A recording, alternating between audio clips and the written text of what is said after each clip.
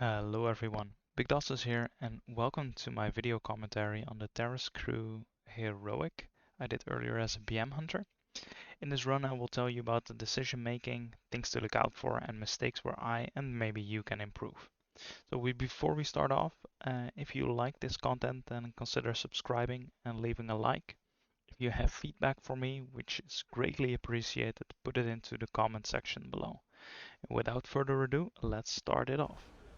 So this is one of my first ever Tarragrue runs. I don't usually raid, and so I got my knowledge from the guild which I'm running with at the moment and reading guides. As you can see, I am standing on the mark, and behind me is one guy with a marker and the chain that just hit me. That is because I have the ever beating heart, which means I am immune to fear and stun. And so I'm not getting hit by that, or that ability doesn't really bother me. And so our raid leader put out a marker, and everyone who will be getting the chains will have to stand behind the marker, so the guy that does not get the damage can stand on the marker, so the rest of the party doesn't get hit. Here you can see people are getting feared. Sometimes you get randomly feared. And if you stand into the purple circle of another player, you get feared as well. I could theoretically just run through all of them and not get feared because I have the ever beating heart.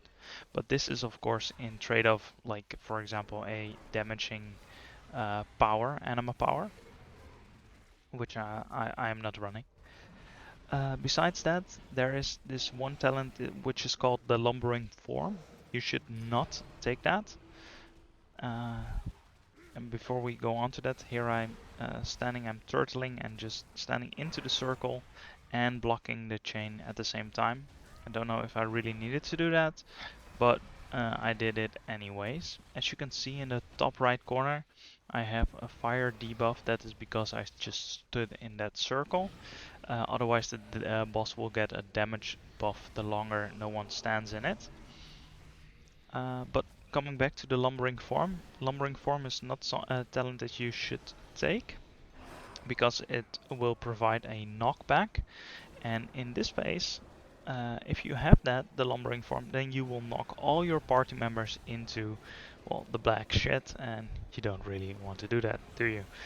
But this can be avoided if you have the anima power, which is called intangible, intangible key.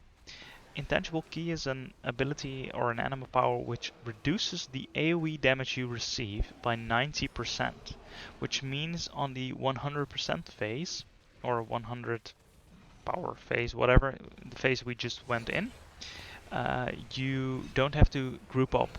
So you just can stand there, soak the damage, and be perfectly fine. So that's something you can do, because lumbering form will give you like a 30% increase in damage, which is quite nice. Here I pop my own heal to stay alive, and I see that someone is not really standing behind me, so I stand in front of them so they don't get chained. The chain do hurt, and I'm taking quite some damage, ready to call that out, but I don't have to because our healer is on top of me.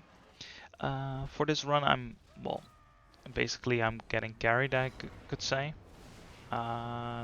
These guys, most of them are Mythic Raiders, and well, I usually don't raid, I just play Mythic Plus, but because you guys asked for some raiding content on the Sanctum of Domination, I try to put the effort in and get some content, and I think I covered most of it already.